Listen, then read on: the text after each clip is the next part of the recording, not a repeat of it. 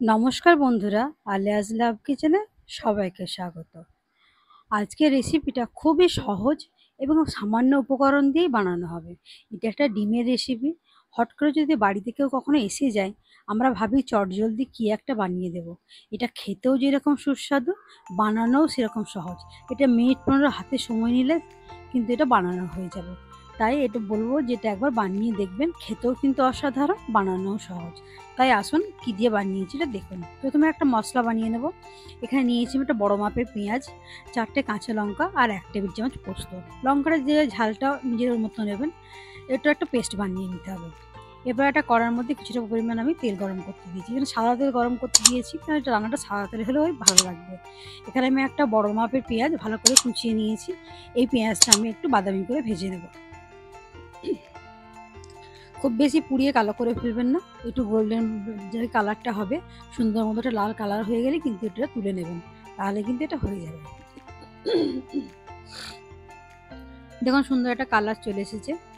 এরপর আস্তে আস্তে আর একটু সামান্য হয়ে গেলে আমি এটা তেল থেকে তুলে নেব। আর এটা যখন একটু কালার ধরে যাবে, গ্যাসের ফ্লেমটা একটু কম করে দেবেন, তাহলে দেখবেন পেঁয়াজটা পুড়েও যাবে না। এই ছোটো ছোটো টিপসগুলো যদি আপনারা খেয়াল করে করেন, দেখবেন কোনো জিনিসটা অসুবিধা হবে না করতে। আমরা রান্না করতে করতে দেখবেন অনেক কিছুই শিখতে থাকি। তাই হয়তো অনেক জিনিস আমরা জানি, কিন্তু যদি একটু সময় দিয়ে শিখি, অনেক কিছুই আমরা শিখতে পারবো। তাই ভিডিওগুলো প্রথম থেকে শেষ পর্যন্ত দেখার অনুরোধ থাকে। আপনারা চেষ্টা করবেন দেখার। 3টে ছোটো এলাচ আর একটা তেজপাতা ওখানে আমি দিয়ে দিলাম ফোড়নের জন্য।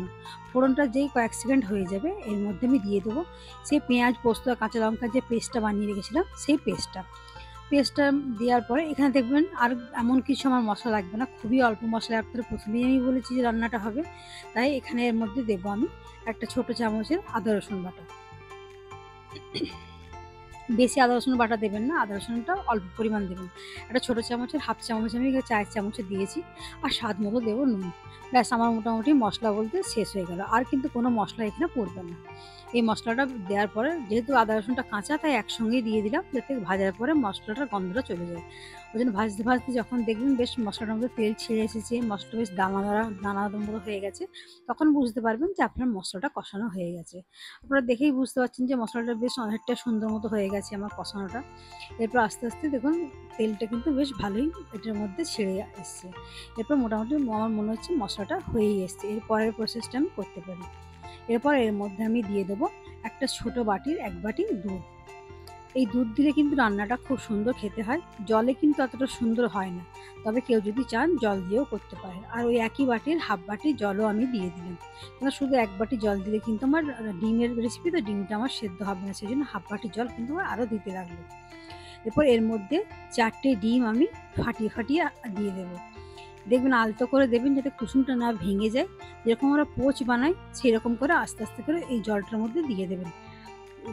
দেবার সময় গ্যাসের ফ্লেমটা কিন্তু একদম কম করে দেবেন, নইলে খুব জোরে জোরে ফুটতে থাকলে কিন্তু ডিমগুলো না একটু ঘেটে ঘেটে যাওয়ার একটা সম্ভাবনা থাকে। গ্যাসের ফ্লেমটা কম থাকলে এটা ধিমে আঁচে আস্তে আস্তে ফুটবে, দেখবেন খুব সুন্দর হবে। এরপর এটা ঢাকা দিয়ে রেখে দেবো মিনিট 10 জন্য। এটা আস্তে আস্তে ডিমটা সেদ্ধ হয়ে যাবে, তখন কিন্তু জিনিসটা হয়ে যাবে। এবার মিনিট 10 পর আমি একবার ঢাকনাটা খুলে দেখবো কী হয়েছে। দেখুন, দেখেই বুঝতে পারছেন যে ডিমগুলো কিন্তু বয়েল হয়ে গেছে। ওপর থেকে রান্নাটা তেলও ছাড়তে শুরু করে দিয়েছে। এরপর এখানে আমি একটা কাঁচা লঙ্কা কুচিয়ে দিয়ে দিলাম। একটু দেখতেও সুন্দর লাগবে, একটু ফ্লেভারের জন্য এটা দিলাম। আগেও তো কাঁচা লঙ্কা আমি দিয়েছি, তবে যদি আপনাদের ভালো না লাগে নাও দিতে পারেন। এরপর যে পেঁয়াজটা আমি লাল করে ভেজে রেখেছিলাম, সেটাও এখানে দিয়ে দিলাম। এরপর একটু তলা থেকে একটু নাড়িয়ে দেবো, যেহেতু ডিমগুলো দিয়ে একবার নাড়ানো হয়নি, তলায় একটু বসে তো যাবেই, একটু হালকা হাতে নাড়িয়ে দেবেন। দিয়ে এটা একটু এখনও পর্যন্ত একটু জল জল ভাব আছে। এটা কী করবেন, বেশি খুন্তি দিয়ে নাড়াবেন না, কড়াটা এইভাবে ধরে আস্তে আস্তে আস্তে আস্তে এভাবে ঘোরাতে থাকবেন। দেখবেন এটা নাড়তে নাড়তে আস্তে আস্তে দেখবেন জলটা শুকিয়ে যাবে, তেলটা ওপর দিয়ে ভেসে উঠবে। বন্ধুরা, আমার রেসিপিটা তো মোটামুটি এখানেই শেষ হলো। তবে আপনাদের যদি আমার রেসিপিগুলো ভালো লাগে, অবশ্যই আমার চ্যানেলটা সাবস্ক্রাইব করতে, পাশে থাকার অনুরোধ রইল।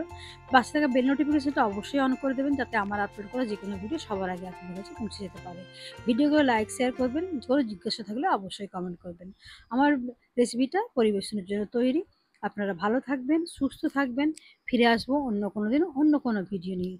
ততদিন পর্যন্ত আমি আসছি।